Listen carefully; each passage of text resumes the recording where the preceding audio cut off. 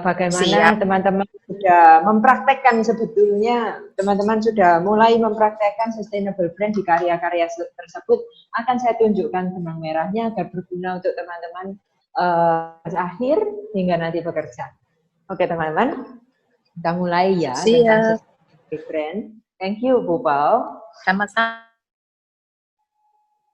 Halo, yes. Nah, teman-teman, jadi kita mulai dari arti kata sustainable dulu ya. Kalau arti kata branding, teman-teman kan sudah pada tahu arti kata branding. Kita udah mulai brand bootcamp 3 minggu lalu. Sedangkan tentang sustainable ini adalah membawa nilai-nilai, membawa pengaruh-pengaruh yang kita tahu dari brand, yang kita ciptakan dari brand itu, agar bukan sekedar menjadi pemikiran jangka pendek, tapi menjadi sesuatu, menjadi nilai, menjadi berharga, menjadi pengaruh yang berlangsung jangka panjang.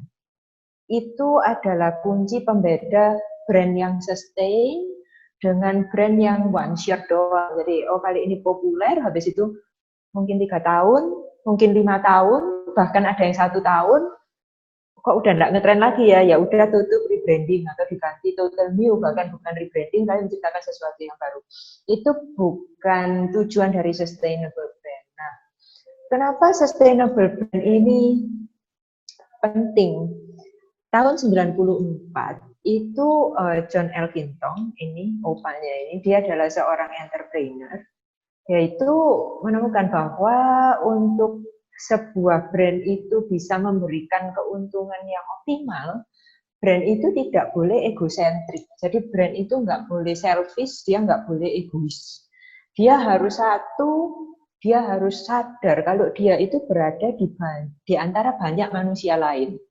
Jadi pilar pertama itu adalah kesadaran bahwa brand itu tidak hidup sendiri, it's people. Jadi dia mendapatkan benefit dari orang lain, tapi dia juga harus membawa benefit untuk orang lain. Mau itu benefit berupa yang sifatnya edukatif, atau sosialisasi, komunitas, atau dia berupa well-being, kehidupan yang lebih baik, itu nomor 1.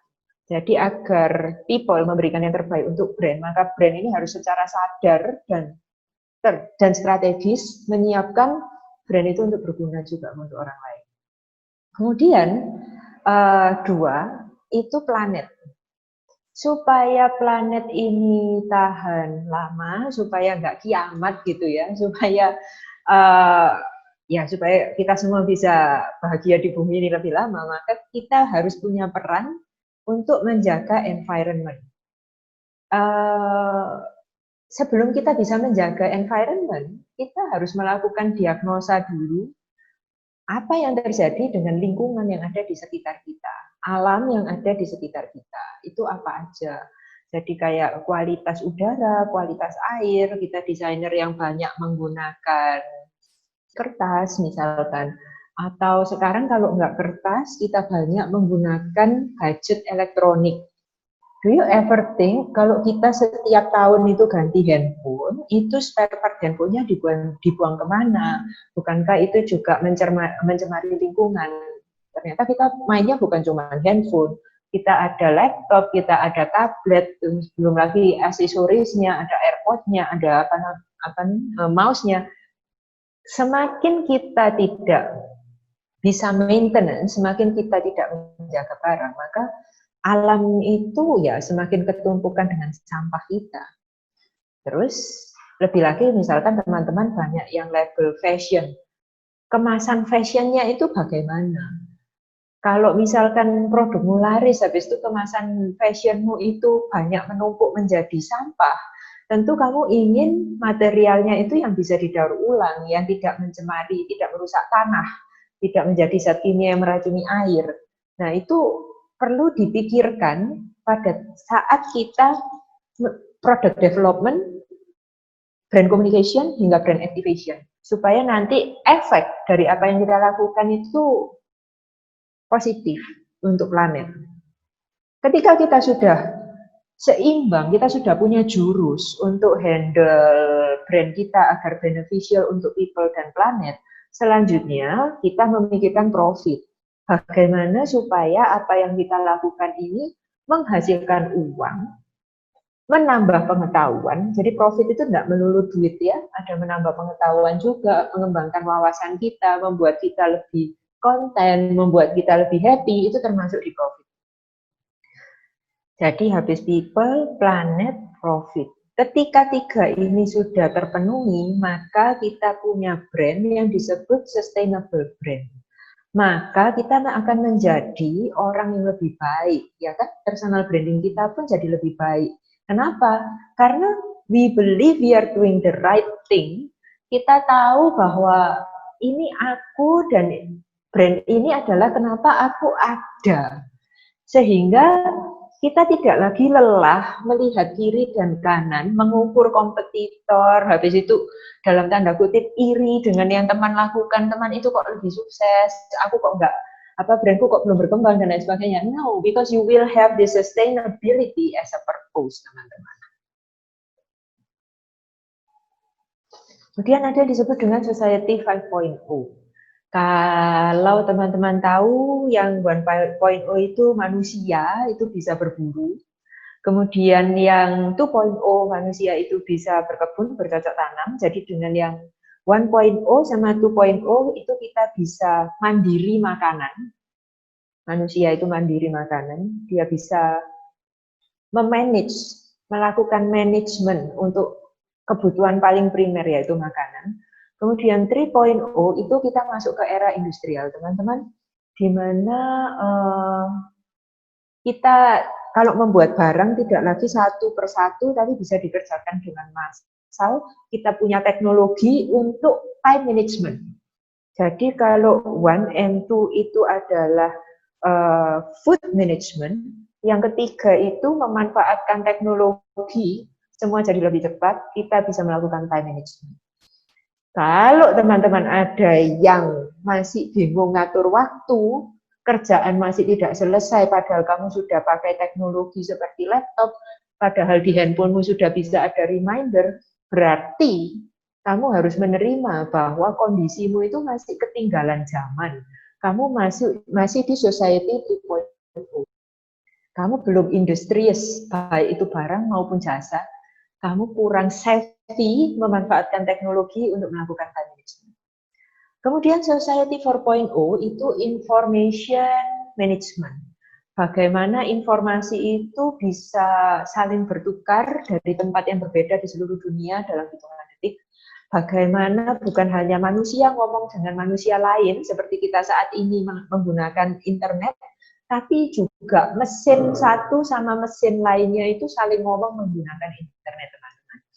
Contohnya misalkan ada pembelian Aqua di Alfamart atau Indomart gitu ya, itu di scan, maka mesin dari toko tersebut akan ngomong ke pusat supply chain. Pusatnya Alfamart dan Indomart akan ngomong ke pabrik bahwa ini ada satu produk berkurang. Nah, itu berlaku terus sehingga orang yang di ujung supply chain, orang yang di hulu bisa melihat data yang ada di hilir, teman-teman. Dan dia tahu, wah ini sebentar lagi kira-kira besok produknya habis. Artinya hari ini harus dikirim. Pertukaran informasi tersebut adalah ciri khas dari Society 4.0 thanks to internet. Kemudian yang negara-negara maju, yaitu Jepang dan Jerman sudah masuk adalah Society 5.0, teman-teman. Ini adalah bagaimana kita memanfaatkan, menyeimbangkan tadi yang 1.0, 2.0, 3.0, dan 4.0 ke hidup yang happy. Jadi bukan manusia diperbudak oleh internet dan tidak keburu ngatur waktu walaupun sudah ada teknologi. Bukan manusia bingung makanan itu bagaimana karena tidak mau bercocok tanam, kemudian pure bergantung pada pasar, terus pasarnya kena COVID, bingung, nggak mau ke pasar, terus bingung makan apa, akhirnya makan fast food terus, tidak makan fresh food yang sehat. Nah, Society 5.0 adalah solusi itu semua. Gimana supaya 4 era yang sebelumnya ini kita seimbangkan, and we take the goodness out of it.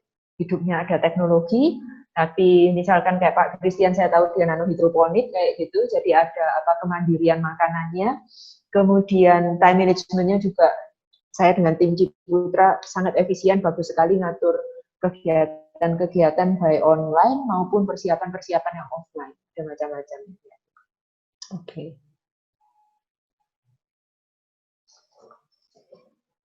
Nah, dari PBB, jadi United Nations, itu ada 17 poin yang manusia itu harus bisa sustain.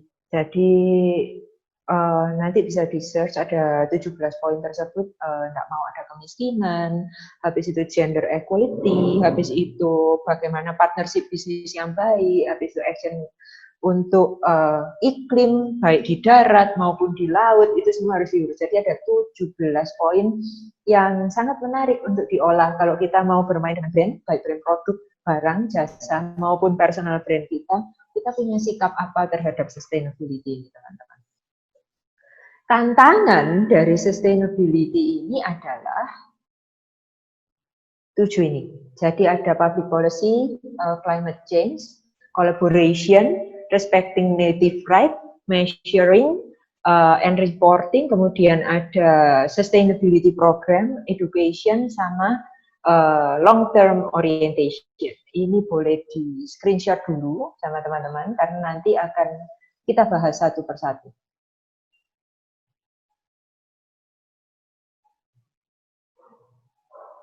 Pertama, untuk public policy dan climate change. Jadi iklim yang berubah, ya memang iklim sedikit membaik thanks to COVID gitu. Jadi dunia iklimnya turun. Tapi sebetulnya kita punya PR lebih banyak untuk memperbaikinya. Kalau kita mau dunia ini nggak kiamat. Habis itu ada public policy. Apa yang kita lakukan supaya orang-orang itu take care sama iklim. Nah, ini sebetulnya banyak rantai yang harus dipecahkan ya. Contohnya ini pakai masker ya. Sekarang mau nggak mau semua orang harus pakai masker kalau dia keluar. Kalau dia ada orang lain di dalam ruangan juga. Terus masker itu dibuang kemana?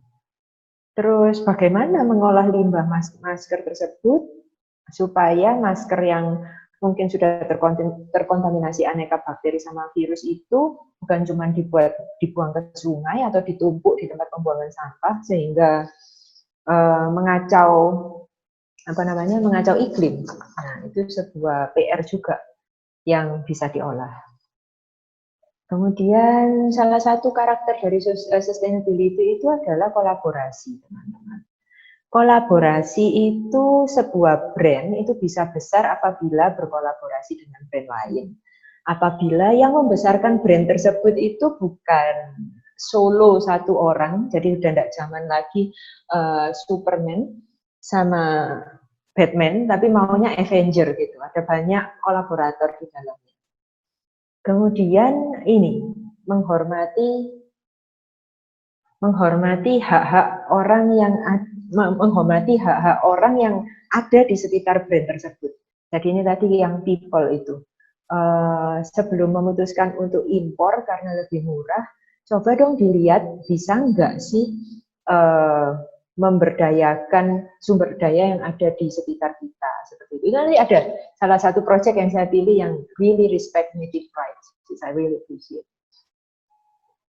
Kemudian ini bahwa ketika kita itu bilang brand kita itu mendukung sustainability, maka harus di-measure, habis itu harus di-report ya. Jadi bukan cuma perasaan teman-teman saja, gue sustain nih, kenapa? Karena warnanya hijau, bahannya karton, jadi aku udah sustain. Enggak, harus ada impact di 3 tadi. Apakah impact-nya itu people, planet, atau profit, itu sinerginya di mana, kemudian diukur. Kamu harus menunjukkan bahwa dengan adanya brandmu, something is actually being sustained. Ya.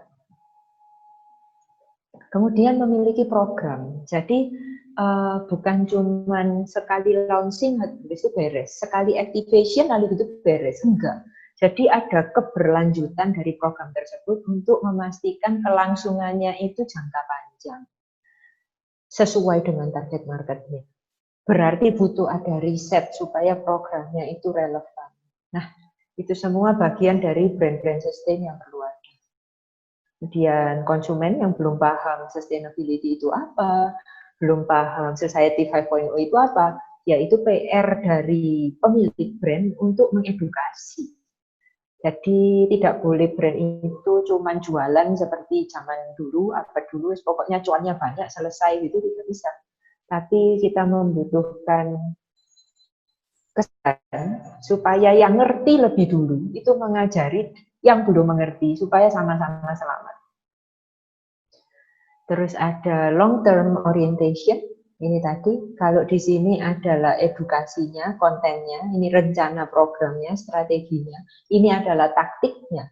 Jadi sebagai contohnya ya yang ada di kita pagi ini adalah dari yang disponsori MSI. Terus nanti ini gimana caranya bukan cuma menjadi event satu kali ini, tapi sustain menjadi memiliki nilai-nilai yang berkelanjutan. Berkelanjutan bukan hanya dari UC dan sponsornya, tapi juga teman-teman yang terinspirasi oleh kesini. Harapan kami adalah ikut mengedukasi dari mengedukasi melalui karya-karya kalian supaya brand kalian sustain dan kalian mengedukasi lebih banyak orang lagi, so we live in a better world. Gitu ya. Kita yang dibilang milenial sama generasi Z, generasi di atas kita bilang tidak memahami kita. We need to show that we actually bring goodness to this world. Baik dari strategi, taktik, hingga eksekusinya. Ya, sekarang saya akan masuk ke karya-karya yang saya pilih. Jadi ada karya-karya dari teman-teman. Ada 6 yang saya pilih bersama tim Finarnya Brand System. Yay! Ini urutannya, jadi nanti akan mulai dari product development, teman-teman dari product development dulu, kemudian ada teman-teman dari best brand communication, habis itu ada best brand activation. Jadi masing-masing akan saya pilih 2 video, kemudian kita akan nonton bareng, ya, kita akan nonton bareng. Teman-teman yang terpilih, namanya ada di sini, mulai nonton bareng. Sudah saya minta tolong videonya dibuka, sama kalau audionya nanti aja dibuka, videonya dibuka. Karena setelah nonton videonya, kita akan bercakap-cakap.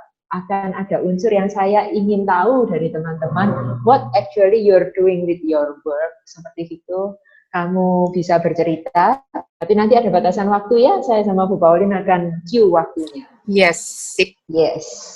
Jadi pertama dari geng product development dulu yang dimentori sama ini Pak Adi. Ini aku tahu ini Pak Adi yang membuat Lini Masa ini ya. Jadi dia develop game.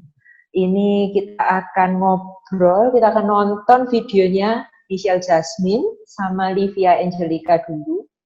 Kemudian saya akan highlight apa yang Michelle sama Livia lakukan. Jadi mereka itu kuat sekali unsur kolaborasinya karena tampaknya ada 2 tugas di sini, namun sebetulnya mereka berkolaborasi untuk sebuah brand, teman-teman.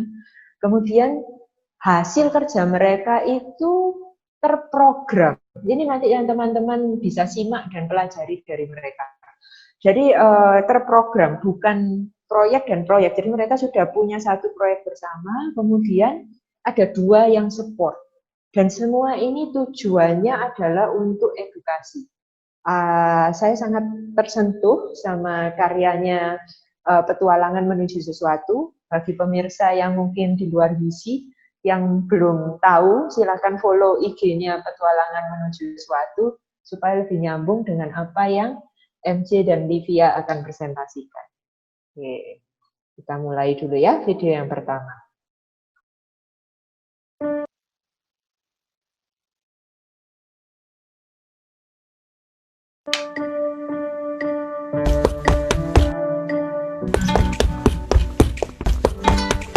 Wow, Perkenalkan, nama aku Michelle Jasmine.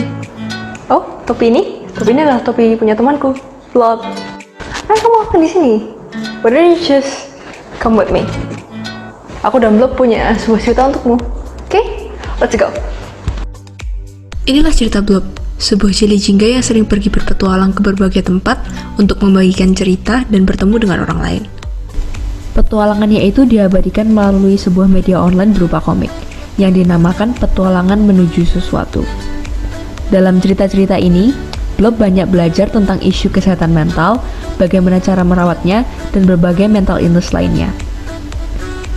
Blob seringkali dihadapkan dengan berbagai pertanyaan, seperti bagaimana cara mencintai dirinya sendiri, self-discovery, dan cara untuk menjadi teman yang baik bagi orang-orang yang ia temui, dan tentu saja dirinya sendiri. Cerita-cerita Blob dalam Petualangan Menuju Sesuatu memiliki goal akhir untuk memunculkan sebuah generasi muda Indonesia yang sadar akan pentingnya kesehatan mental.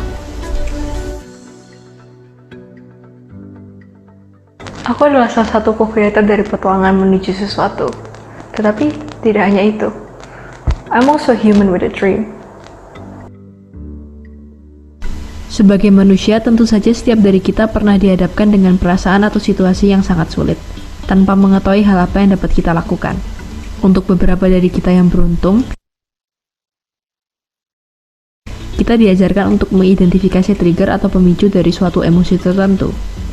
Tetapi tidak semua orang memiliki pengalaman yang sama. Memahami, menjaga, dan mengajarkan topik kesehatan mental kepada seorang anak dalam masa pertumbuhan dan perkembangan merupakan hal yang sangat krusial. Hal ini terjadi karena tingkat kesehatan mental dapat mempengaruhi pikiran, perilaku, dan emosi seseorang, baik maupun buruk. Apabila seorang anak tidak pernah diajarkan cara untuk menjaga kesehatan mental, mereka akan mengalami kesulitan untuk menjadi produktif, menjalin hubungan dengan orang lain, dan beradaptasi dengan sebuah perubahan. Di sini lahirlah sebuah ide, yaitu sebuah journaling book untuk anak, Just Between Us. Journaling itu sendiri adalah sebuah alat bantu di mana seorang anak dapat berkomunikasi atau membagikan cerita mereka dalam bentuk tulisan. Hal ini dapat membantu mereka untuk mengetahui cara menangani stres, berhubungan dengan orang lain, dan membuat pilihan hidup yang sehat. Just Between Us adalah sebuah buku journaling yang didesain untuk membantu orang tua dalam mengajarkan konsep dasar kesehatan mental yang sesuai dengan usia anak. Dengan menggunakan metode journaling atau menulis, dan aktivitas seru yang dapat dikerjakan secara berulang. Melawan berbagai monster dan melalui berbagai rintangan bukanlah hal yang mudah untuk dilakukan seseorang yang belum terlatih. Sebelum kita dapat pergi ke dunia luar dan memulai perjalanan panjang ini, hal penting yang harus kita ketahui adalah emotional intelligence dan emotional agility. Pengenalan dan pengelolaan emosi ini dapat diajarkan dari usia muda, terutama kepada anak berusia 8-13 tahun dengan pendekatan yang tepat. Mereka harus dapat memahami konsep thoughts and feelings atau pikiran dan perasaan terlebih dahulu. Bagaimana hal tersebut dapat mempengaruhi hidup mereka, sehingga mereka tidak menolak keberadaan perasaan tersebut. Memahami dan mengatur emosi, pikiran, dan perasaan bukanlah sesuatu yang mudah. Hei, aku pun masih struggling sampai saat ini. Tetapi, jika kita ingin membuat dunia menjadi tempat yang lebih baik, kita harus mau belajar kan? Dan juga jangan lupa mengajarkan itu ke generasi muda kita. Mengapa pemahaman pemikiran dan perasaan merupakan sesuatu yang penting untuk diajarkan kepada anak?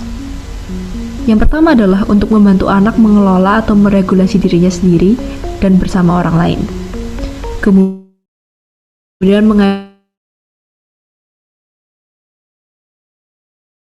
seorang anak untuk mempertimbangkan pikiran dan perasaan orang lain.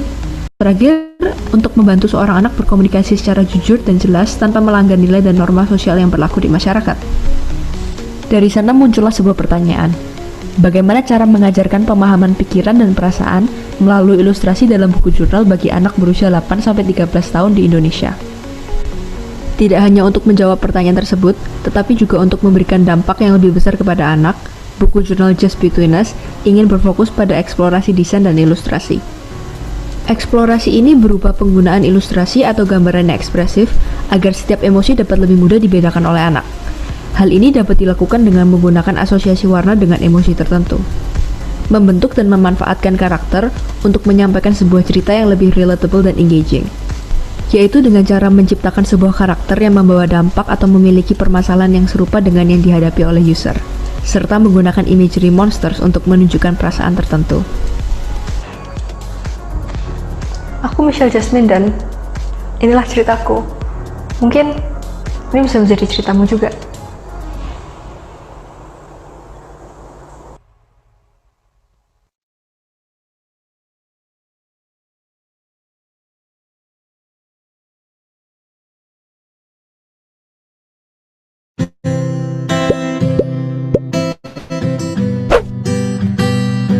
Perkenalkan, nama saya adalah Livia, dan saya adalah salah satu co-creator dari Petualangan Menuju Sesuatu. Sebuah proyek yang hadir untuk berbagi cerita tentang kesehatan mental, harapan, dan hidup melalui berbagai platform, di mana salah satunya adalah Instagram. Melalui kehidupan blog, Jelly Jingga Bertopi ini, kami mempunyai misi untuk mengingatkan semua orang kalau mereka tidak perlu berpetualang sendirian. Karena selain sebagai co-creator Petualangan Menuju Sesuatu, saya juga adalah mahasiswa yang tahu kalau menjadi seorang remaja atau dewasa muda itu tidak selalu mudah. Mungkin dalam waktu 10 tahun, kita semua akan dapat melihat kembali ke masa ini dan tertawa. Tapi pada saat ini banyak dari kita sedang berjuang dengan cara kita masing-masing, dan itu tidak apa-apa. Banyak dari kita sedang berada dalam periode kehidupan di mana kita dihadapkan dengan banyak pengalaman-pengalaman yang pertama kalinya dan pilihan-pilihan yang sulit. Dan kita tidak selalu tahu apa yang perlu kita lakukan untuk melalui semuanya. Kita tidak bisa berlari dari hal-hal yang berada di luar kendali kita. Tapi kita dapat belajar untuk menyikapinya untuk menghindari konsekuensi negatif jangka panjang. Dari sinilah lahir ide untuk membuat permainan kartu well-being yang sekarang sedang saya kembangkan dalam rangka tugas akhir saya. Pada saat ini, akses pendidikan kesehatan mental dalam masyarakat Indonesia masih terbatas. 1 dari 4 orang di dunia akan mengalami suatu gangguan kesehatan mental. Tapi itu bukan berarti 3 dari 4 lainnya tidak mempunyai kesehatan mental yang juga perlu dijaga. Di sini, permainan kartu well-being hadir untuk menjawab pertanyaan-pertanyaan seperti apakah tanda-tanda kesehatan mental yang sedang butuh perhatian? Dan apa saja kan mekanisme coping positif yang dapat kita gunakan dalam menghadapi berbagai stressors dalam hidup? Pada dasarnya, permainan ini sendiri mempunyai mekanisme yang mudah, di mana permainan dapat dimainkan oleh 2 hingga 4 orang. Setiap pemain akan memulai permainan dengan 5 kartu aksi, yang akan mensimulasikan berbagai mekanisme-mekanisme coping yang disarankan dalam ilmu psikologi, serta mental health points yang akan mensimulasikan kondisi kesehatan mental kita. Pada setiap putaran, setiap pemain akan mengambil 1 kartu dari deck kartu aksi dan 1 kartu dari deck kartu kehidupan, yang akan menampilkan kejadian yang dapat menambah atau mengurangi poin kesehatan mental pemain. Selama permainan berlangsung, pemain harus berusaha agar mental health point-nya tidak pernah sampai pada titik nol dengan bekerja sama dan menggunakan kartu aksi secara strategis. Dengan mekanisme permainan yang seperti ini, permainan kartu well-being diharapkan dapat menjadi salah satu sarana di mana para remaja yang sedang menghadapi masa-masa peralihan terbesar dalam hidupnya dapat belajar tentang skill-skill untuk menjaga kesehatan mental, terbiasa untuk berbicara tentang kesehatan mental tersebut secara terbuka, dan menumbuhkan nilai kerjasama dan saling membantu. Dengan bimbingan dosen, para expert, dan extreme user yang sempat saya wawancara, saya sudah berhasil mengembangkan permainan kartu well-being sampai sejauh ini. Tapi ternyata merancang sebuah permainan kartu itu tidak mudah. Pada awalnya, saya merancang permainan kartu ini dengan ide kalau permainan ini harus dapat dimainkan oleh kalangan yang luas.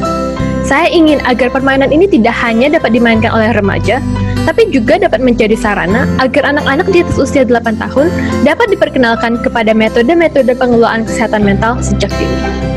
Namun, sekarang saya sadar, kalau ternyata mengikutsertakan anak-anak dalam target pasar saya malah membuatnya sulit untuk permainan ini dapat mencapai potensi optimalnya. Karena ada terlalu banyak perbedaan dalam cara seorang anak dan seorang remaja melihat dunia. Perbedaan dalam masalah yang mereka hadapi, dan perbedaan dari cara-cara yang mereka gunakan dalam menyikapi masalah tersebut. Menurut expert user, tidak ada ukuran yang objektif untuk menentukan apakah sebuah permainan kartu itu baik atau buruk. Bila segmen pasar menyukai permainannya, maka permainan itu baik, dan sebaliknya. Sehingga, untuk tahap development lebih lanjut, saya memutuskan kalau akan lebih baik jika saya mempersempit segmen pasar ini dan memfokuskan target permainan kartu well-being pada remaja saja. terutama remaja yang merupakan sebagian besar dari pasar petualangan menuju sesuatu yang sudah ada.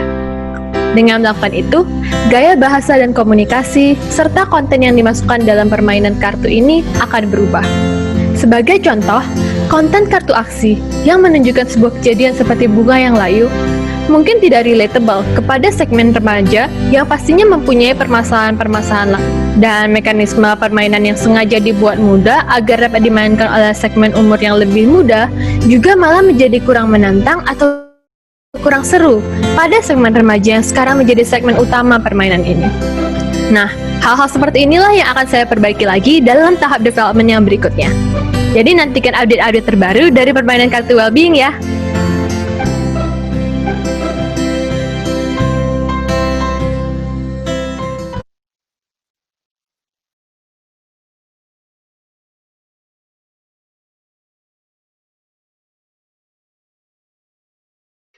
Oke, thanks.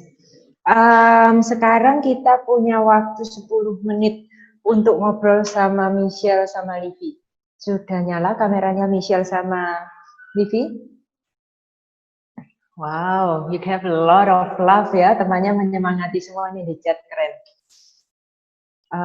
Minta tolong sama Hutomo ya, teknisinya, mungkin bisa screen-nya Michelle sama Livi sama saya diutamakan gitu. Can you please?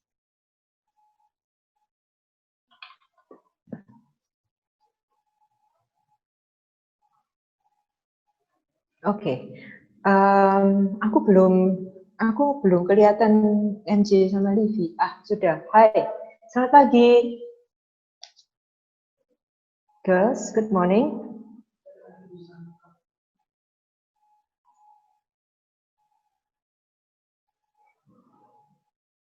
Gak bisa unmute.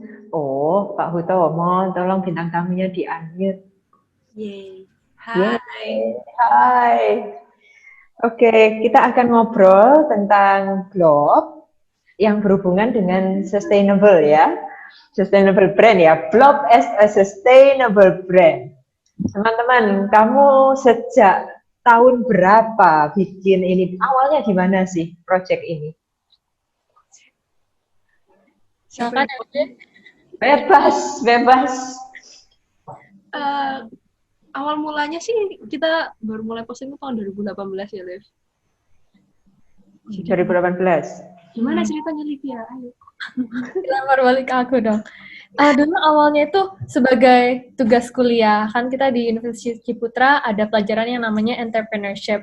Terus salah satu hal yang we're encouraged to do di UC ini adalah untuk membuat sebuah bisnis yang men-solve sebuah masalah gitu. Nah, ketika kita melihat sekeliling kita, terus kita cari kira-kira ada masalah apa di sekeliling kita yang we are passionate about solving, ternyata kita cukup mempunyai passion yang sama terhadap kesehatan mental kayak gitu. Di saat situlah kita bilang, oh dengan passion ini untuk membantu orang-orang yang mengalami mental health issues dan dengan kemampuan kita nih anak di kafe bisa apa sih, cuma bisa gambar kayak gitu. Ya udah kita akhirnya memutuskan gimana kalau kita bikin komik kayak gitu. Ya, tahun 2018 ya. So sekarang kalian udah bareng-bareng sekitar 2 tahun. Kalau bayangan kalian kayaknya bisa sustain sampai kapan? Forever? No, kan boleh kan mengira-ngira. Forever ya, Liv? Forever ya? Wing? That's actually cute. Ya. Serius nih ya, mau sustain forever ya? That's good. Nah, saya sudah lihat kalian melakukan banyak hal sekali untuk point people ya. Untuk point sustainability yang people. Kalau untuk yang pemirsa pasti banyak ingin tahu dari sisi profit bagaimana? Sudah digarap nggak sama teman-teman? Ya, sudah cukup memulai.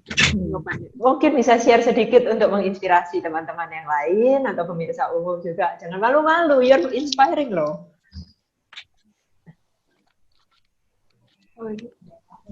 Sebenarnya kalau profit itu We don't have a sustainable profit stream. Jadi nggak kayak tiap bulan pemasukannya berapa, tiap bulan pemasukannya berapa. Tapi emang akhir-akhir ini daripada awal-awal, kalau awal-awal kita benar-benar zero focus on profit. Tapi sekarang kita sudah sampai pada titik di mana kita bisa menerima project-project di luar yang untuk menghidupi lah project ini kayak gitu. Walaupun ya nggak sustainable amat, but I think we're getting there.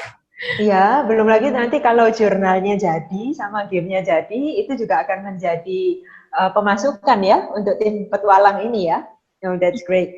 Terus untuk Planet, what do you have in mind untuk nanti kira-kira apa nih yang bisa digarap si blog berhubungan supaya sustain-nya sempurna dong, 3 lingkaran tadi tercapai. What do you think, guys?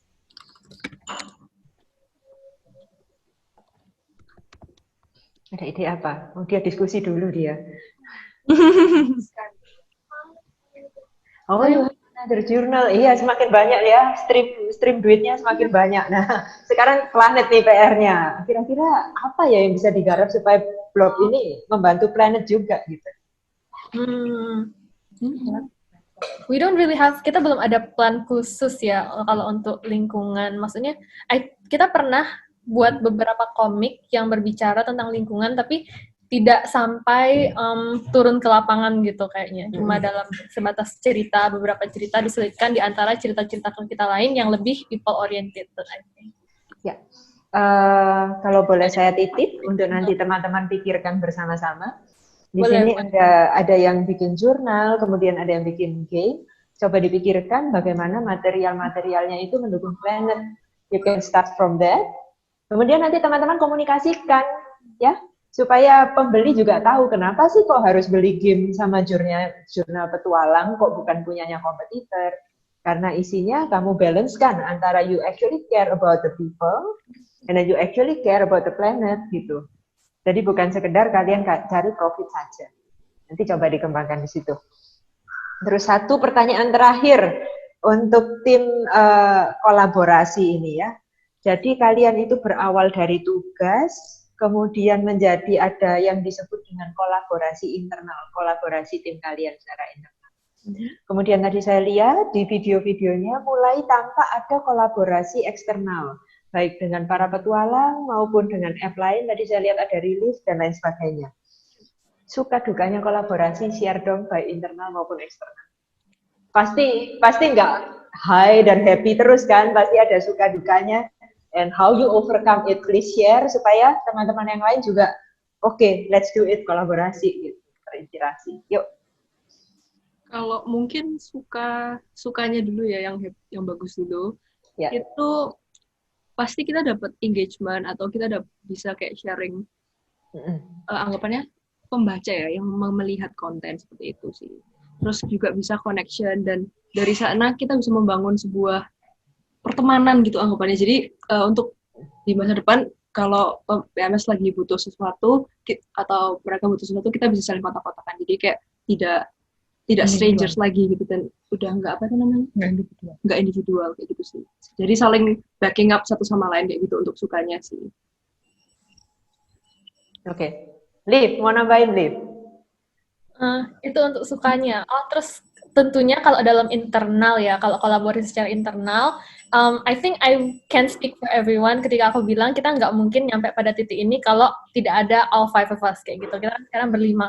Kalau misalkan dikurangi satu aja membernya, nggak mungkin kita bisa jalan gitu. Soalnya posting tiap hari itu berat, kayak dulu aja nggak bakal kebayang, oh bisa posting tiap hari. Tapi karena ada orang-orang ini kayak gitu, makanya hal ini bisa tercapai gitu. Itu kalau untuk internal.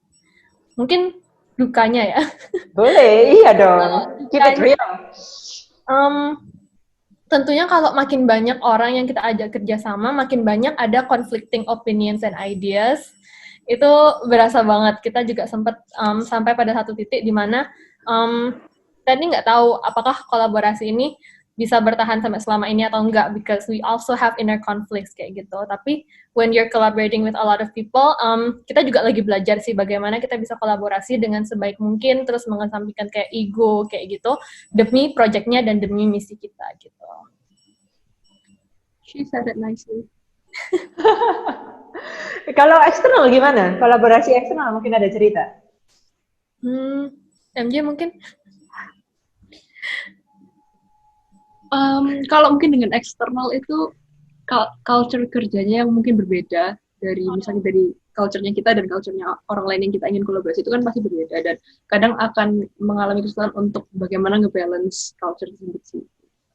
Jadi agak kesulitan di daerah komunikasi karena kan kalau culture yang berbeda, cara komunikasinya pasti juga akan berbeda. Tapi selama ini jalan, padahal kalian juga berpetualang dengan aneka barrier yang ada di dalam kan ketika terjadi benturan komunikasi. Bagaimana kamu menyemangati diri selama ini supaya tetap, oke lah ini tetap harus jalanin, tetap harus jadi nih, itu gimana kalian overcome petualangan tersebut? Biasanya sih kayak kita curhat-curhatan satu sama lain ya, karena kan kalau kolaborasi dengan eksternal biasanya kan kita ada satu PIC untuk menghandle kolaborasi eksternal itu, dan biasanya orang itu yang akan kayak venting to other people dan di internalnya itu sendiri yang akan membantu untuk menyemangati gitu sih. Oke, jadi ya silakan mau nambahin? Oh iya, mau nambahin mungkin itu pentingnya to have a lot of things written on paper. Jadi model-model kontrak kayak gitu itu sangat-sangat membantu. Soalnya kita kan udah tahu oh ini yang dijanjikan di awal kayak gitu, nanti ke depannya kalau ada konflik atau apa-apa kita bakal refer back to perjanjian yang kita sudah buat secara tertulis dan ditandatangani kedua belah pihak kayak gitu. Berpetualang, kita punya isu, semua orang punya isu, bukan berarti kita boleh sesukanya, moody dan nggak disiplin, nggak profesional, bukan itu ya. That is what we learn tentang kolaborasi eksternal and being there for each other di kolaborasi internal. Saya terima kasih sekali sama MJ, sama Livi, bersama 3 temannya. Tetaplah berpetualang, dan pagi ini saya mendaftar menjadi salah satu petualang. Ya. Yeay! Yeay! Oke, thank you teman-teman. Kita maju ya ke geng kedua. Geng kedua itu adalah gengnya dari brand communication. Brand communication ini ada Michelle Kristanto sama Leonie dari Oni Pottery. Ini dibimbing oleh mentornya adalah Niko Apranoto, Pak Niko dari Cooking Design and Co gitu ya. Untuk ada natural body scrub sama ini asik pottery, kerajinan tangan dia, this is very fun. Jadi sebelum kita ngobrol sama Michelle, sama Oni, sama Leonie, mari kita lihat dulu sedikit rangkuman dari ini pesan-pesannya dari Pak Niko. Bahwa brand communication itu ada 7 poin ini yang harus dilakukan. 7 poin ini akan menjadi checklist dari karya dari teman-teman yang berada di geng brand communication. Kemudian Oni sama Michelle di sini telah menjawab dari program-programnya, dari produknya, unsur edukasinya, dan taktik untuk long term orientation-nya ini akan kita tonton di video setelah ini. Sebentar, saya admit orang masuk dulu. Ini ada hostnya selain saya atau enggak yang bisa bantu admit ya? Tolong, ada yang antri untuk masuk. Ya, Bu. Ya, ini ada yang mau follow IG-nya, ada Reviews sama Oni Pottery, silahkan di follow supaya sambil lihat videonya akan semakin nyambung. Ya, ini nonton video sekarang. Pada saat video on, saya minta tolong Pak Hutomo, kalau ada yang mau masuk, untuk di-accept, karena kalau saya ngeklik dari sini nanti videonya berhenti, so teamwork collab kita.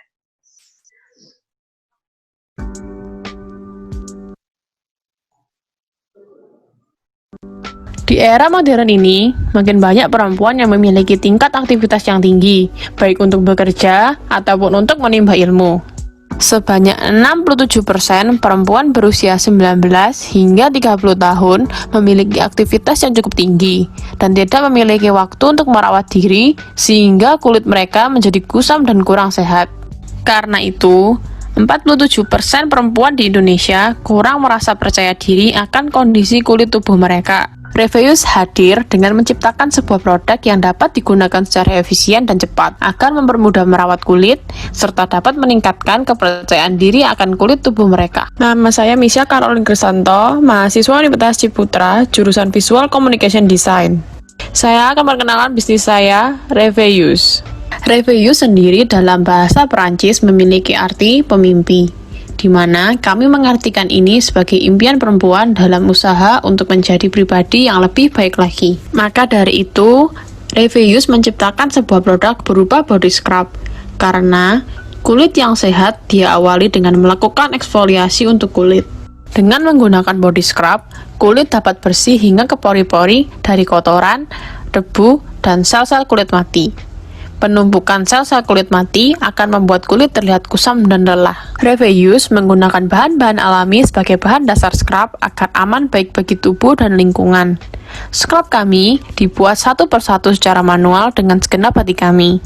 Scrub ini dikemas dalam bentuk cube yang sesuai dengan takaran pemakaian sekali pakai agar kompak dan praktis saat digunakan dan dibawa untuk bepergian. Reveus memiliki 3 varian body scrub, yaitu Rose Sea Salt Scrub, Milk Sugar Scrub, dan Coffee Sugar Scrub. Setiap varian memiliki fungsi yang berbeda-beda yang disesuaikan dengan kondisi kulit perempuan di Indonesia. Setelah melakukan survei dan interview, saya menemukan masalah di mana masyarakat Indonesia masih jarang melakukan eksfoliasi untuk kulit karena menganggap eksfoliasi memerlukan waktu yang lama dan kurang dianggap sebagai hal yang penting. Selain itu, masyarakat juga lebih cenderung mempercayai brand skincare internasional dan terkenal dibandingkan dengan brand lokal yang masih baru. Dari masalah ini, saya melakukan penelitian tentang bagaimana cara berkomunikasi dan mengedukasi masyarakat dengan baik. Menurut Kartajaya, edukasi diperlukan dan muncul karena konsumen belum berpengalaman dalam memilih dan menggunakan produk yang cocok bagi mereka. Selain berkomunikasi dan mengedukasi, sebuah brand perlu memberikan citra yang baik di mata masyarakat. Menurut Kotler dan Armstrong, citra brand merupakan seperangkat keyakinan konsumen mengenai brand tertentu, seperti asosiasi yang tertanam di memori konsumen. Reveus akan melakukan marketing komunikasi di media online dengan cara memperkenalkan terlebih dahulu Reveus kepada masyarakat, memberikan edukasi tentang eksfoliasi kulit, memperkenalkan varian produk, fungsi, dan manfaat produk, melakukan campaign dengan hashtag Be Your Own Priority, hashtag Scrub and Glow, hashtag One Cube for All, melakukan interaksi dengan masyarakat melalui games dan giveaway, melakukan berbagai strategi promosi dengan melakukan endorsement, free ongkir, dan free sampel produk. Reveus akan menggunakan platform online Instagram, Facebook, dan website yang sesuai dengan target market kami. Sekian rancangan brand communication untuk Reveus. Silakan scan QR code ini untuk bertemu kami kembali di sosial media. Sampai jumpa. Oke, thank you Michelle. Sekarang kita nonton dulu videonya Leonie.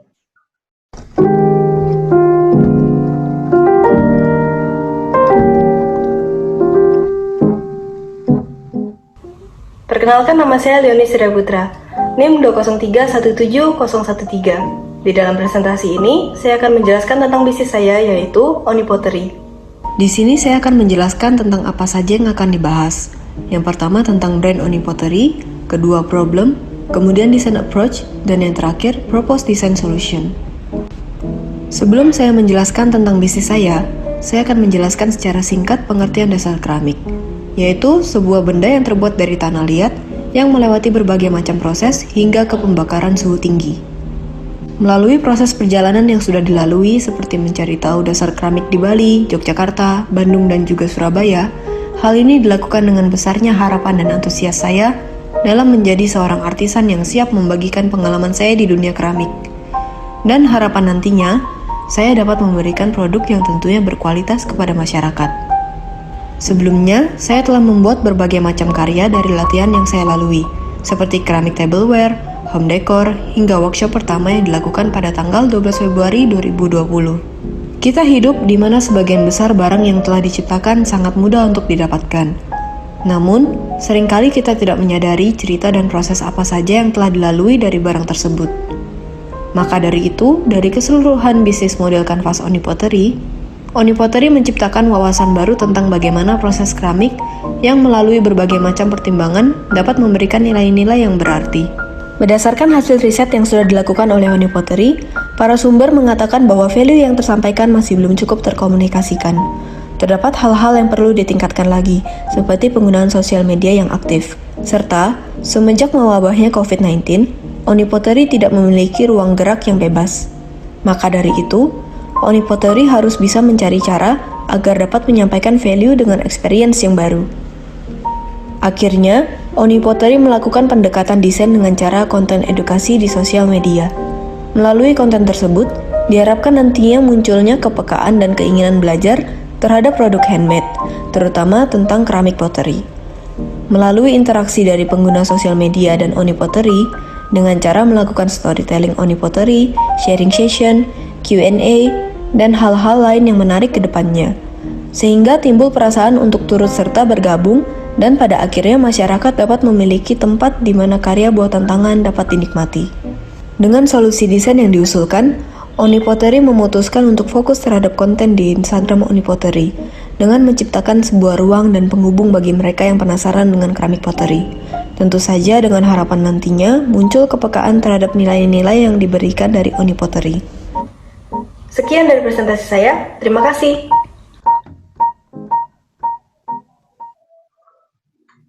Tepuk tangan dulu buat teman-temannya, ini gimana, satu angkatan keren semua ya. Memang gengnya Wolfpack ini keren memang. Oke, tolong dong online Michelle sama Oni. Halo Bu. Hai, minta tolong DJ kita Pak Hutomo switch ya, it's your game deh. Nah, kok di aku Shrek ya? On. Nah, ya, jadi pertama saya ingin tanya ke Michelle dulu. Enggak deh, ke semua dulu bersama-sama. Ini saya kan memastikan nih, kalian kan ambil brand communication, betul ya? Berarti kuncinya adalah bagaimana pesan itu tersampaikan secara maksimal.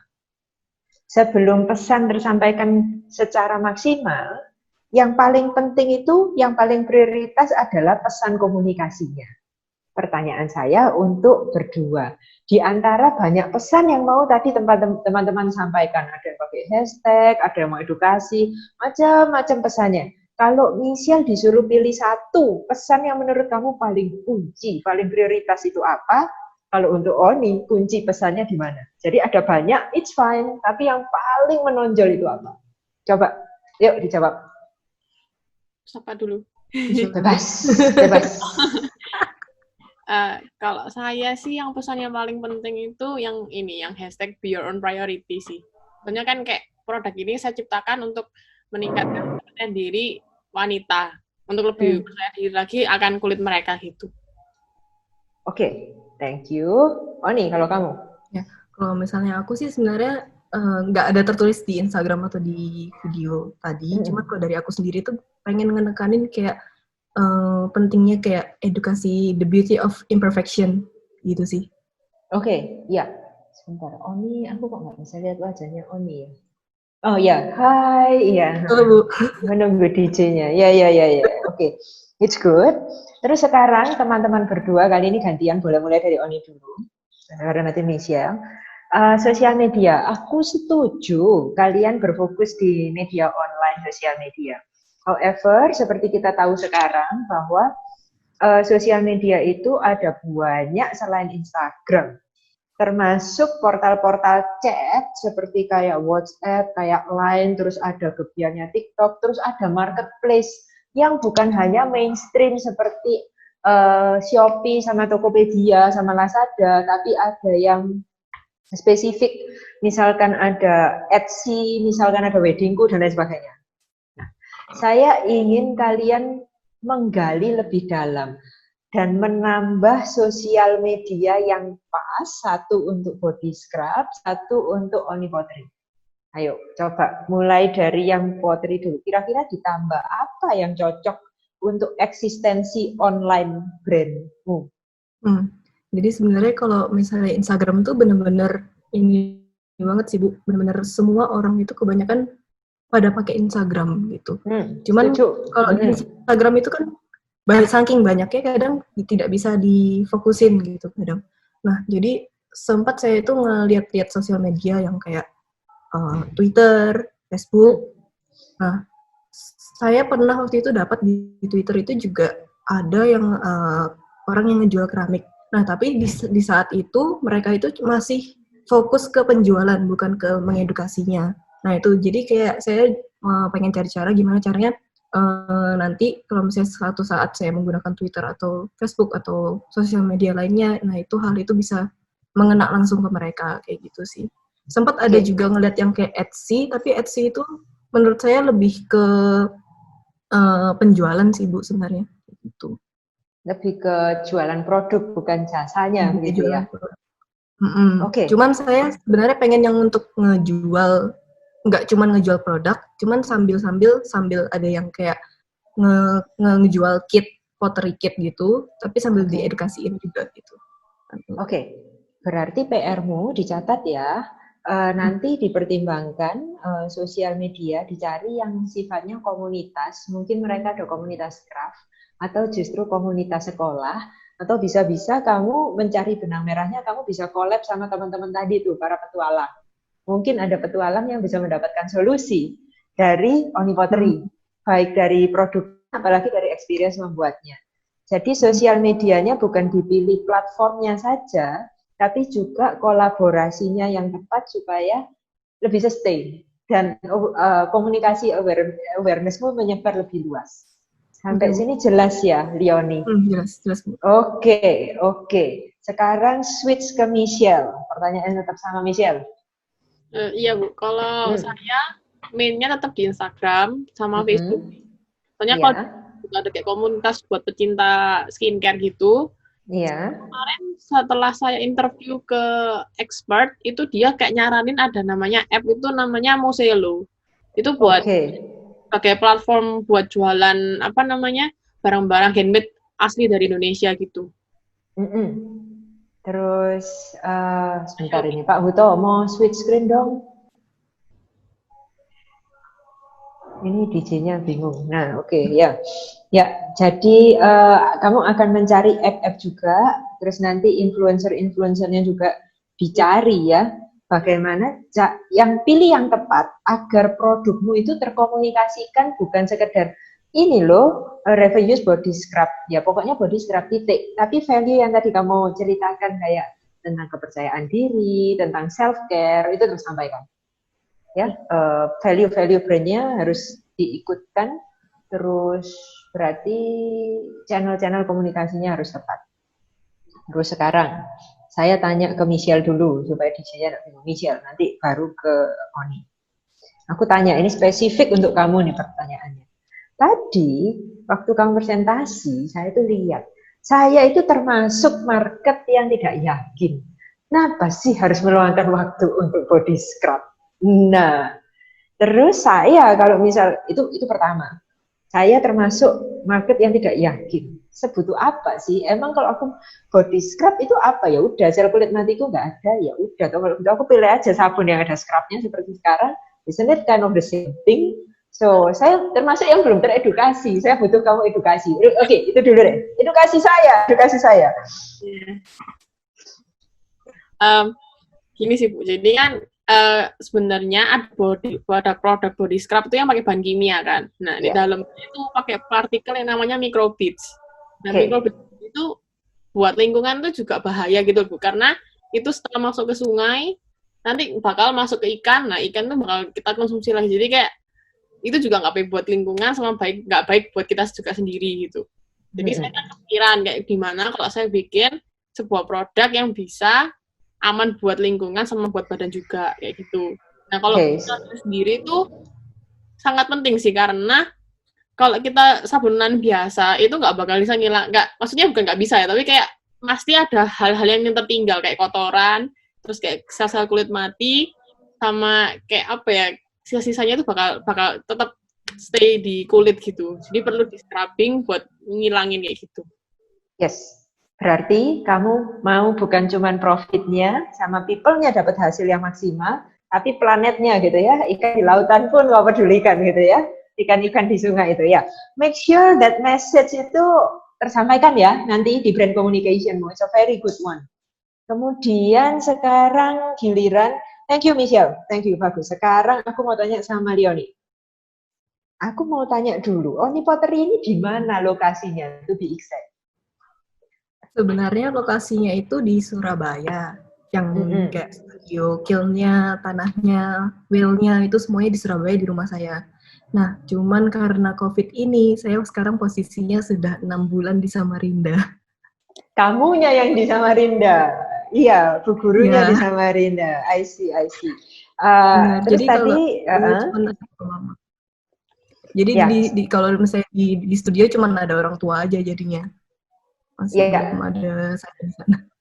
Terus misalkan nih ada sekelompok komunitas kecil gitu, mungkin 3 orang, 5 orang yang tertarik mau melakukan dengan protokol kesehatan, bisa apa enggak? Kalau untuk sekarang, kalau saya posisinya masih di Samarinda, pasti saya tolak dulu. Karena nggak ada kamunya. Karena nggak ada sayanya. Cuman nanti kemungkinan kan pasti saya kan bakal balik ke Surabaya. Nah, kemungkinan sih saya nanti bakal cari tempat, nggak yang benar-benar mesti tempat yang betul-betul wah banget. Yang penting bisa menampung wheel saya sama kilnnya sama orang-orang, terus bisa belajar di situ. Soalnya kalau untuk sekarang ini studio saya itu sebenarnya di dalam rumah. Gitu. Saya sempat agak khawatir sama nanti kalau misalnya saya open workshop, tapi ada orang tua saya kan maksudnya bukan sungkan, tapi lebih tepatnya lebih ke masalah kesehatannya sih sebenarnya. Betul. Jadi, tolong brand communication-nya disiapkan, selain pesan-pesan edukasi yang tentang pottery ya, Oni, disiapkan juga tentang what you are preparing. Jadi semacam teaser yang memberitahukan bahwa you have plan kalau akan buka. Jadi kayak kira-kira bulan apa buka, mungkin kamu buat countdown sambil menunjukkan persiapanmu apa, sambil menunjukkan policy-mu, policy sustainability-mu. Tahu kita ini sedang COVID, sedang pandemi. Karena itu Oni Pottery menyiapkan seperti ini loh protokolnya. Misalkan kamu menunjukkan ruangnya didesinfektan atau apa, kau tunjukkan. Terus kamu keluarkan peraturan. Jadi nanti misalkan kamu datang kembali ke Surabaya, misalkan bulan 10, kamu bilang bisa ya kelas terbatas 3 orang, tapi misalkan harus pakai masker yang kualitas apa, kemudian apa. Nah itu semua mulai dikomunikasikan. Mulai kau komunikasikan, mulai disiapkan materi. Jelas ya? Jadi nanti ketika kau tiba di Surabaya, sudah ada yang antri. Terus kau sudah bisa bertahap menyiapkannya. Karena brand communication-nya jalan dulu. Oke? Oke, Bu. Oke, tepuk tangan semua untuk geng brand communication. Sekarang kita akan masuk ke brand yang, brand activation. Yes. Ini. Ya, brand activation. Ini 5 Agustus lalu mentornya aku. Jadi teman-teman nanti yang bagus ya talkshow-nya jangan malu-maluin mentormu. Di situ 2 yang aku pilih, yaitu Ainur yang social brand untuk batik, kemudian sama Gilbert yang customize, yang aku lihat videonya aja. Saya sama tim saya lihat berapa kali, tiap kali kita ngakak ya. We will have fun. Nah, ini penekanannya adalah bagaimana activation itu bukan hanya berkomunikasi eksternal saja, tapi internal, identity-nya, employee-nya, produk dan service-nya itu satu kesatuan yang digeber menjadi experience, bukan hanya sekedar launching satu arah, tapi experience 2 arah dari aneka pihak. Di sini yang digarisbawahi adalah adanya native right di teman-teman yang di sini, nanti banyak sekali yang menghargai hak-hak dari manusia yang terlibat dalam prosesnya, kemudian bersifat edukatif juga, dan ada orientasi long term-nya. Oke, mari kita nonton.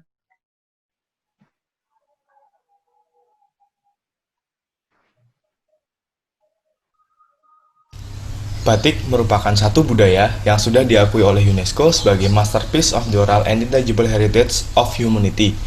Dengan statusnya ini, seharusnya kebudayaan batik bisa lebih berkontribusi terhadap keberlangsungan artisan batik di daerah di Indonesia. Namun, di dalam penelitian bisnis kami menemukan gap yang cukup signifikan. antara kondisi sosial ekonomi para artisan dan juga popularitas batik yang sudah mendunia. Saya, Ainurindo, dan proyek tugas akhir saya, Semantik. Semantik merupakan sebuah sosial brand yang fokus pada pelestarian budaya batik tulis dan pemberdayaan komunitas artisan batik tulis yang ada di daerah Tuban. Kami mempunyai misi mengangkat citra batik khususnya di daerah Tuban untuk menjadi lebih modern dengan konsep dan pendekatan yang lebih baik dan adil. Dengan menciptakan sistem perlakuan dagang yang lebih adil dan transparan ini, kami mengharapkan komunitas batik tulis ini bisa bertahan dengan semua fasilitas yang disediakan dengan lebih baik. Mulai dari menaikkan upah per jam artisan sebesar 240% atau 3 kali lipat dari sebelumnya, hingga pemberdayaan dan edukasi untuk menciptakan industri budaya dan mode menjadi lebih baik. Secara konsep, Semantik ingin menciptakan sebuah tren di mana batik bisa digunakan di kehidupan sehari-hari dengan membawa sebuah cerita dan makna dari setiap garis yang tertera. Mengacu pada nama Semantik itu sendiri, memiliki makna sesuatu yang ingin disampaikan. Semantik selalu menyelipkan cerita dalam setiap desainnya. Dengan narasi yang dibuat, Semantik menciptakan motif batik yang lebih kontemporer dan simpel, sehingga bisa digunakan untuk kegiatan sehari-hari, dari bercengkrama di dalam sebuah coffee shop hingga menonton konser. Keunikan lain dari desain yang dimiliki Semantik adalah dalam setiap produknya tertera tanda tangan dari artisan batik sebagai bentuk originalitas, autentik, menghargai hasil handmade dari sang artisan, dan bisa jadi kebanggaan buat artisan, serta menambah pride value.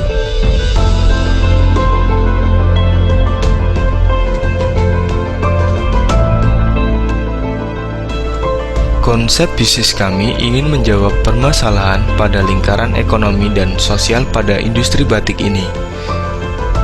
Namun, untuk mendukung hal tersebut, kami paham bahwa terdapat hal lain yang perlu diperhatikan untuk masuk dalam proses pengembangan inovasi, termasuk pemilihan motif yang sesuai dengan market demand, penyajian konten yang dengan baik mewakili citra dari brand, dan komponen visual lainnya yang bisa menceritakan identitas handmade dan sosial bisnis dari Semantik.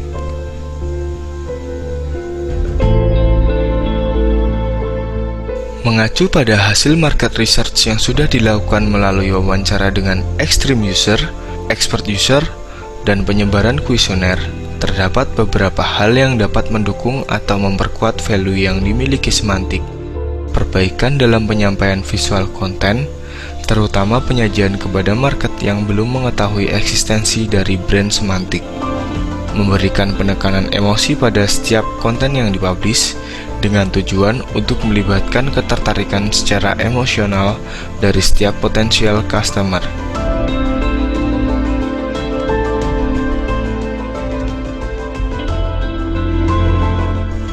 Dengan memberikan fokus lebih terhadap poin tersebut, kami berharap dapat menciptakan sebuah karakter yang sesuai dengan kebutuhan untuk mendapatkan awareness, membangun trust terhadap pasar, serta mengembangkan layanan dengan maksimal untuk meningkatkan penjualan sehingga dapat mempertahankan atau meningkatkan profitabilitas perusahaan.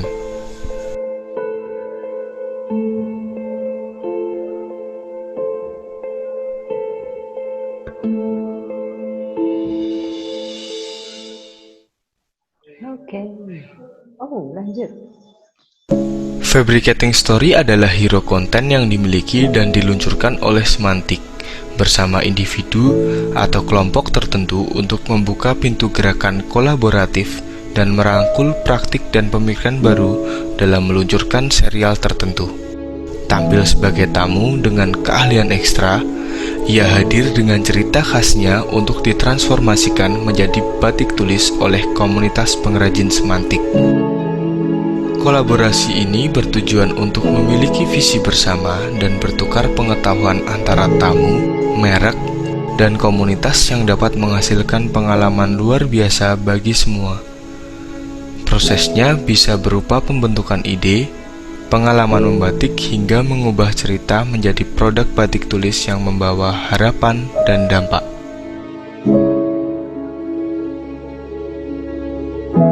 Fabricating story dibuat untuk suatu tujuan dan terdapat sesuatu yang perlu diceritakan, faktualitas, relevansi, dan pengajaran kehidupan. Dengan menggunakan konsep visual yang lebih terstruktur, kami ingin menyampaikan bahwa sebuah cerita dapat tersampaikan dengan baik melalui produk kerajinan tangan.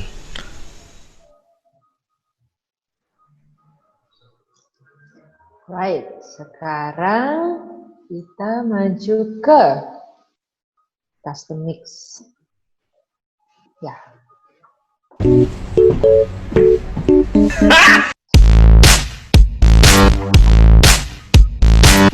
Selamat siang Bapak dan Ibu dosen pembimbing, nama saya Gilbert Valdino. Di video ini, saya akan mempresentasikan bisnis TA Custom Mix tentang brand activation beserta problem dan solusinya. Nah, apa sih Custom Mix itu? Custom Mix adalah bisnis yang bergerak dalam bidang jasa custom outfit, di mana teknik yang digunakan adalah melukis dalam berbagai media seperti sepatu, topi, jaket, dompet, dan lain sebagainya. Bahan-bahan yang digunakan juga beragam. Ada kain, kulit, kanvas, dan masih banyak lagi. Custom Mix dapat menerima request gambar dalam style apapun dan bisa disesuaikan dengan range harga. Target market dari Custom Mix adalah para generasi Y atau milenial, generasi Z, dan para kolektor ekstrim dalam bidang customize, serta penikmat seni dan outfit. Nah, problemnya relate dengan anak muda. Barang custom untuk koleksi juga mengekspresikan penampilan dan mencari jati diri mereka, di mana mereka menginginkan barang seperti topi, sepatu, atau apapun itu yang limited edition, namun harga di pasaran terlampau tinggi dan masih banyak orang yang tidak mengetahui apa itu jasa customize. Selain itu, mereka juga berpendapat bahwa produk yang mereka gunakan ini tidak memiliki ciri khas atau signature-nya sendiri, apalagi dengan keraguan mereka tentang cat yang digunakan, coating, dan perbandingan harga yang sangat banyak kompetitornya. Melalui problem yang tadi, kami melakukan survei, market research, dan seperti inilah hasilnya.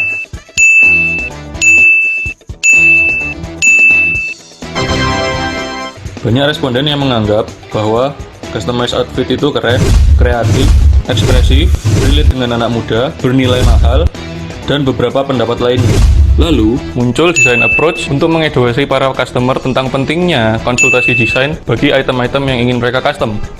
Caranya dengan menambahkan signature style yang tidak terlalu dominan, tapi hasilnya terlihat jelas bahwa itu hasil style custom mix. Hal tersebut dapat dilakukan dalam dua cara, yaitu lewat media komunikasi Instagram, dan juga pada saat face-to-face live on the spot customize. Misalnya pada saat pameran, agar para customer bisa tahu cat apa yang kami gunakan pada outfit mereka, coating apa yang digunakan, tahan atau tidaknya, dan aman apa tidak. Serta para customer dapat melihat langsung proses pengerjaan yang dilakukan di lokasi. Solusi yang dapat diberikan pada customer adalah memberikan video testimoni customer lain maupun video progres pengerjaan custom seperti ini. Pada sosial media Instagram, video YouTube, maupun di Facebook dan Twitter, serta mengadakan event-event giveaway, free jasa recustom apabila hasil yang mereka terima tidak awet, dan juga konten katalog dan range harga yang dapat mereka cek langsung di Instagram Custom Mix, sehingga mereka bisa mengestimasi range harga dan style sesuai keinginan mereka, agar mereka tidak merasa kemahalan maupun harganya tidak cocok, serta mengedukasi customer lewat sudut pandang dan segi desain, sehingga mereka paham arti seni atau desain yang ada dalam outfit atau item yang mereka pilih untuk di custom. Jadi sebenarnya harga itu tidak terlalu mahal apabila mereka paham makna dibalik desain tersebut. Desain purpose solution yang terintegrasi, apa sih maksudnya? Mari kita ambil permisalan. Dari hanya diskon 75% pada saat hari kemerdekaan dapat men-trigger para konsumen untuk mulai mengenal apa itu custom outfit.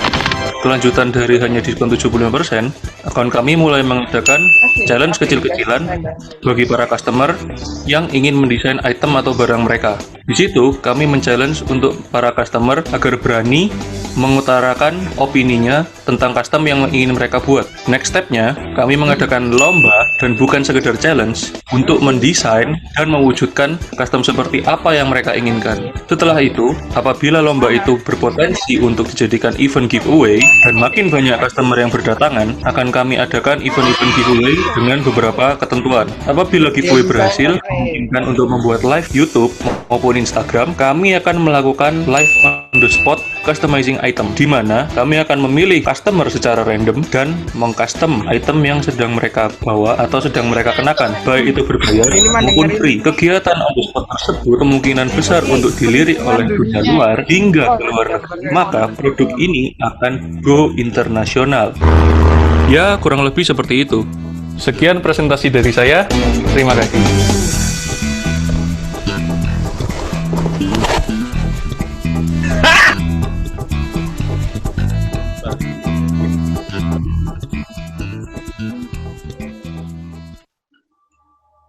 Gilbert, kenapa kamu senyum-senyum sendiri lihat ulahmu? Malu sama diriku yang pakai topeng panda tadi loh, Bu. Ngapain? Tapi kok ya Boys, thank you ya. Kalian mewakili tim Geng Brand Activation gitu.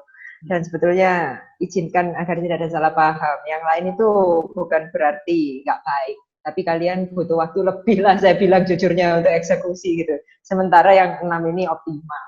Ya, sebetulnya saya sama Bu Jenny bingung sekali milihnya. Oke, sekarang untuk ini, dua bro ini. Ini DJ-nya siap ya, saya mulai dari Nur dulu. Nur dulu. Semantik dulu, Pak Hutomo. Ya, pertanyaannya sama sebetulnya untuk semantik sama custom mix.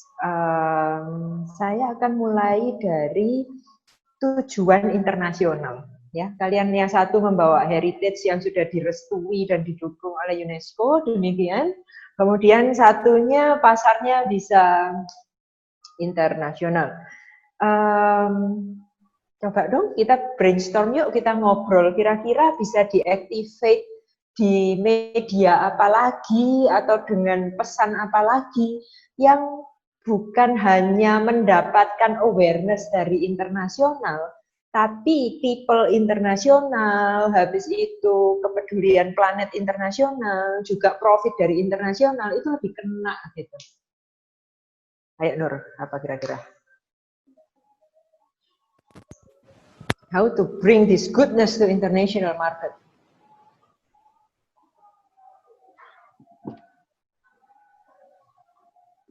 Aku kok nggak dengar ya?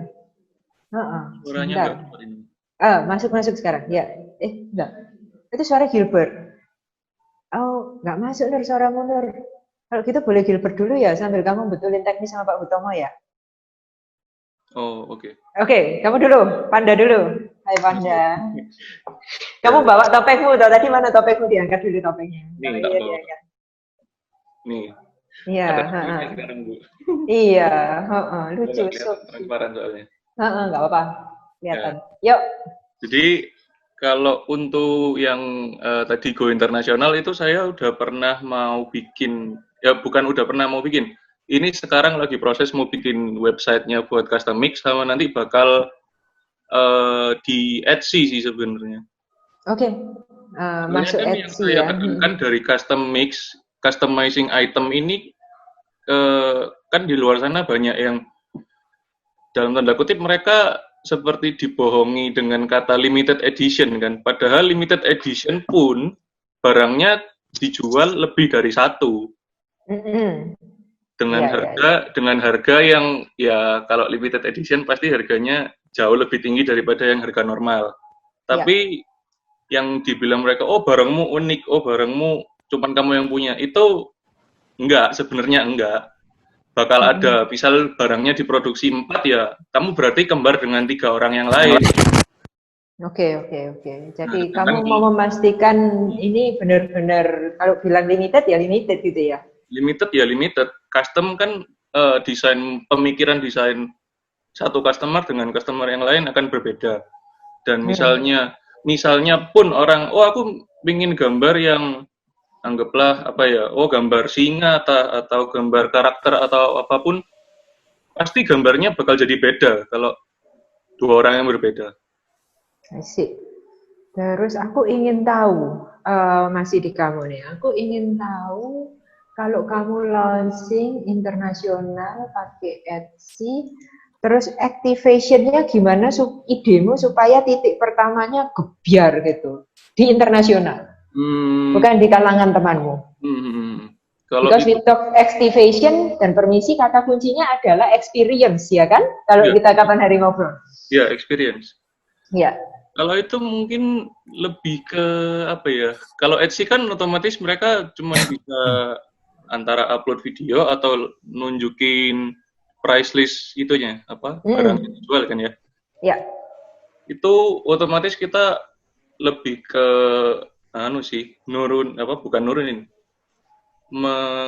memberi range harga yang lebih layak buat customer dan itu tetap limited edition. Customize itu tadi. Kamu pernah tahu nggak kayak auction sepatu gitu? Auction sepatu seperti apa ya?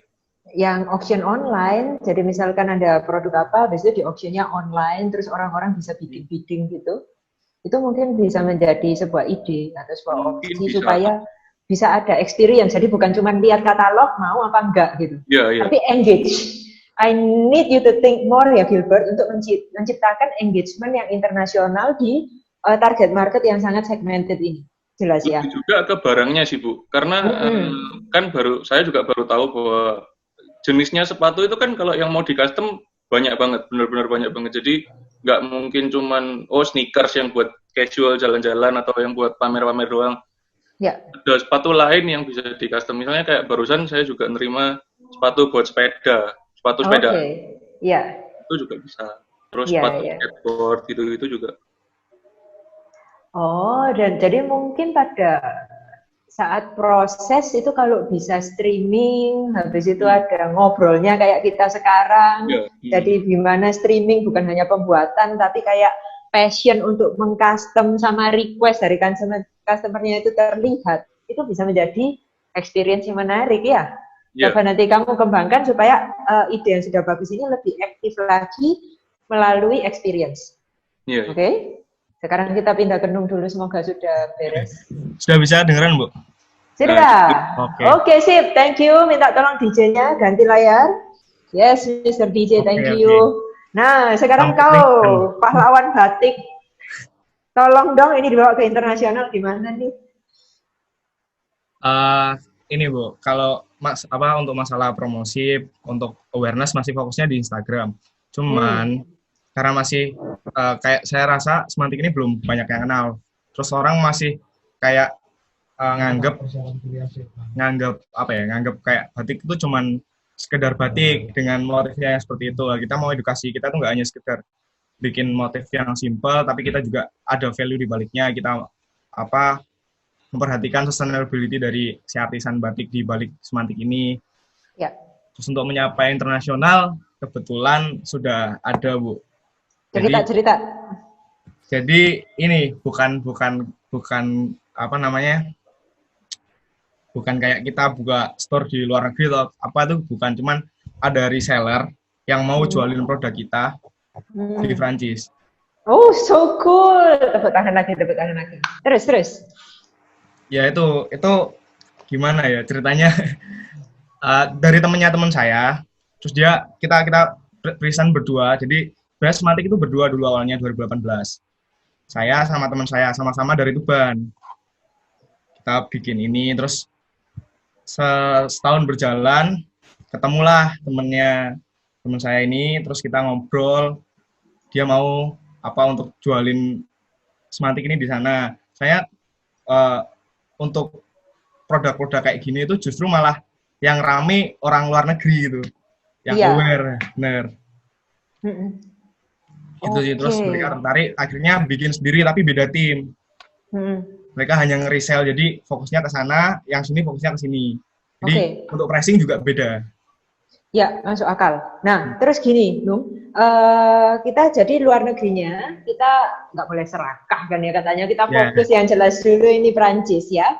Walaupun mereka itu reseller, tapi tentu Anda sebagai pemegang brandnya, kamu perlu mendukung dengan konten-konten yang support mereka di sana, ya kan?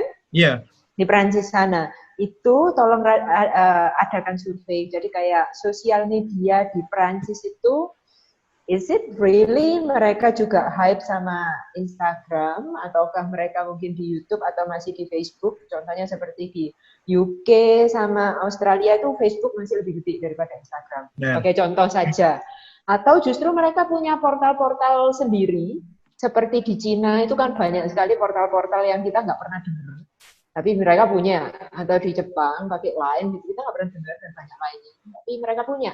Itu tolong kamu riset ya untuk support temanmu yang mau menembus pasar internasional mulai dari Prancis. Kemudian pesan activation-nya, bilingualnya bagaimana? Diperhatikan. Iya, bilingual atau trilingual. Jangan-jangan ada Indonesianya kan pasti, habis itu ada Inggris, ada Prancis. Tapi Prancisnya pasti harus ada. Iya. Because French people, benar. French people they don't like to speak English gitu. Iya, tanya sama temanmu bikin bagusnya gimana, habis itu hybridnya antara Indonesia sama Prancisnya gimana. Tolong diaktifkan properly kesempatan emas itu. Oke. Kemudian pertanyaan untuk berdua kali ini mulai dari Nung dulu, baru nanti pindah ke Gilbert. Yaitu tentang personal brand. Pada saat kita mengaktifkan sesuatu, benar brandnya muncul, benar produknya muncul, tapi membutuhkan ada sosok yang muncul, sosok manusia, a personal brand yang muncul. Nah itu bisa terserah, bisa mulai dari yang punya brand, atau justru artisnya yang mau diangkat, atau kamu mau minta Jokowi gitu misalkan, atau kamu punya ide siapa lagi lah, kamu mau minta BTS gitu, aku nggak tahu misalkan, itu contoh ekstrim banget sih ya, tapi gitulah. Nah, bayangan kalian berdua nih, kita udah mepet, nggak terasa ya kalau webinar ini ya. Bayangan kalian berdua, personal brand siapa yang cocok diangkat untuk aktivasi yang nendang pertama kali, like the first one yang harus pas, itu siapa yang cocok? Artisan, Bu. Apa? Artisan. Artisnya ya, oke. So padukan dengan strategi dan taktikmu. Ingat artisnya itu bahasa Indonesia aja bingung, bisa bahasa Jawa gitu kan? Pasti. Jadi kamu punya PR loh ya untuk translate ini. Translate yang indah, lebih dari sekedar subtitle ya, saya mintanya ya. Pikirkan, do something poetic. Thank you, Nung. Sekarang Gilbert. Personal brand-nya siapa? Kalau custom mix itu pertama kali mengangkat dulu yang masih diangan-angankan adalah personal brand-nya itu artis luar negeri. Iya. Jack Black ya? Iya. Oke, itu masih diangan-angankan, boleh dicoba ya. Bisa dicoba. Iya, enggak ada salahnya kan, nyoba toh. Hajar, coba aja. Sama ada antara, kalau nggak itu ya ada yang namanya siapa aku lupa. Cuman dia kolektor sepatu dari Jepang. Yes, please. Itu digagas, dirintis dan disiapkan supaya masuk pasar internasionalnya, dilirik gitu sama marketnya. Oh, seniat ini gitu ya. Iya, karena dia benar-benar sneakerhead. Iya, betul. Itu sneakerhead itu kan komunitasnya erat sekali. Pasti ada tokoh-tokoh yang pas untuk custom mix. Oke. Terima kasih geng brand activation, juga geng brand communication and product development. Tepuk tangan dulu untuk kalian. You're doing great job. I'm so proud of you. Yes. Sekarang saya akan buka after test-nya. Ya, ada after test yang dinilai itu tadi. Semoga semuanya dapat 100. Tadi rata-ratanya 29, semoga sekarang amin. Gitu ya. Make me proud. Oke, saya kembalikan ke Bu Paulina untuk closing, Bu. Acara kali ini. Terima kasih. Kembali kasih. Sebelum closing, kita mau nonton video dulu, video behind the scene. Mau. Mungkin Pak Hud, kok ada suara bocor ya tadi? Oh iya, di manakah Pak Hutomo ada ini video sambil mengerjakan after test? Oh ini. Sambil mengerjakan after test, please. Yes, silakan Bu Cara di hit play-nya.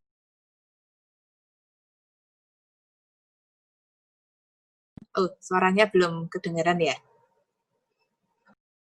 Apa nggak ada suara ya? Ada acara jangan mute, mungkin di off dulu, habis itu nanti diulang lagi. Cara jangan mute, nanti bisa.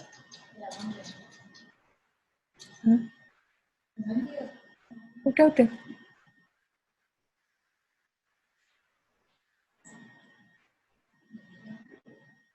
Enggak ada suaranya. Yes. Suaranya tidak ada. Di stop dulu. Astaga, Amalia.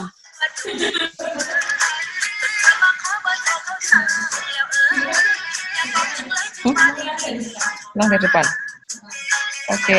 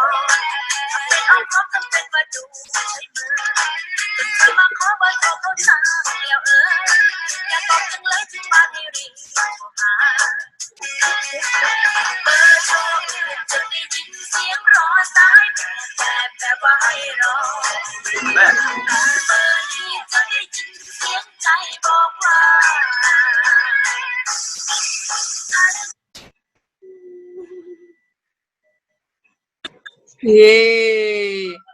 Ternyata kita melihat sisi lain dari video-video yang tadi. Sip sekali nih. Iya, menyenangkan banget. Aduh, gila. Senang deh.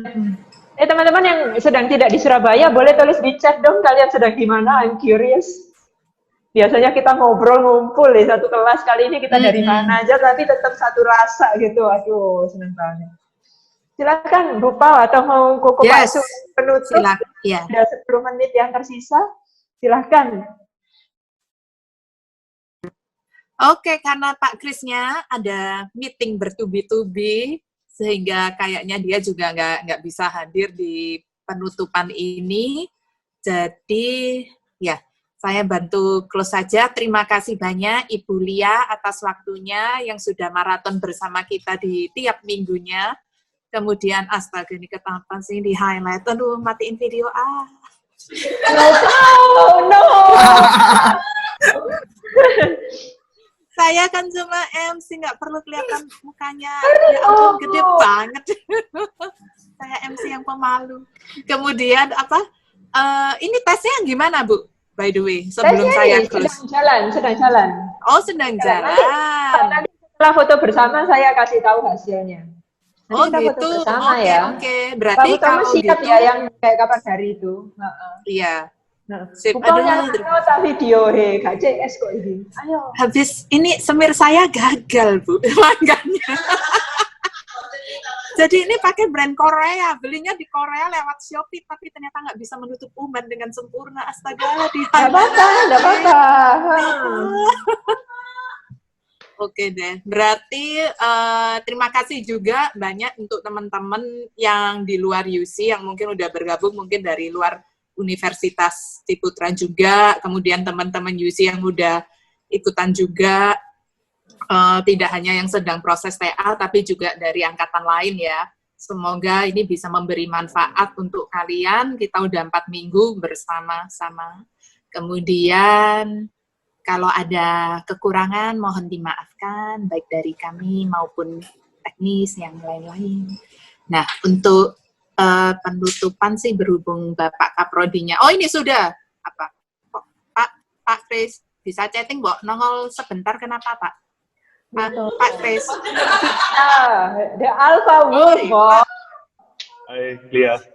Hai. Ya, tolong fotonya Pak Kris yang di-highlight saja, jangan wajah saya. Udah, oke, yes. Silakan Pak. Aduh. Aku barusan join ini. Silakan apa ya? Silakan Penutupan. kasih penutup. Terus kita foto bersama, habis itu pengumuman nilai after test. Jadi kamu penutupan, Oh ya, foto boleh. bersama, Kalau terus gitu after kita test. mulai aja fotonya sama Pak Surya Saputra katanya Ainul. Iya. Oke, mari foto yang motoin siapa ya, Pak? Loh, enggak, penutupan dulu toh. Ditutup dulu baru foto ya nggak sih? Oh, soalnya tadi Closing nungguin. dari aku. Oke.